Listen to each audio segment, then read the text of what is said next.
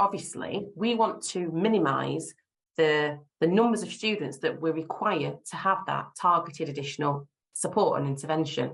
We don't want to be taking them out of the curriculum, because as soon as we take them out, they are missing content. There's no way of going about that. You know, we might have some intervention in tutor time, but let's face it, there are some schools, like some of my schools, that where the need is so high, we're having to take them out left, right and centre of other subjects. And that can't be a good thing, but it's about having a balance, isn't it? And what I would say about that is you just got to have confidence in your decisions. As long as you have got a time limited withdrawal and that you are really robust in monitoring the progress there and making those decisions about whether they stay out for a little bit longer or go back into the lessons, I think that's the most important thing. But we need to reduce those numbers, don't we? So we need to think about, what does our wave one high quality teaching offer look like?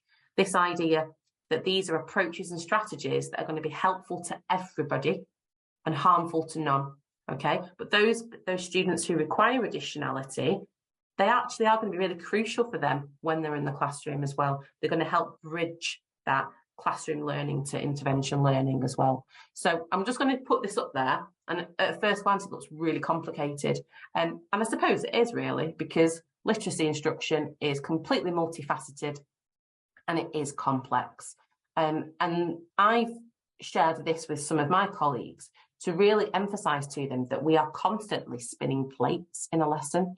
And if we are saying that, you know, explicit instruction is important, scaffolding is important, metacognitive strategies, because, you know, if you look at the 5 a day we send from the EF, those are the kind of big approaches.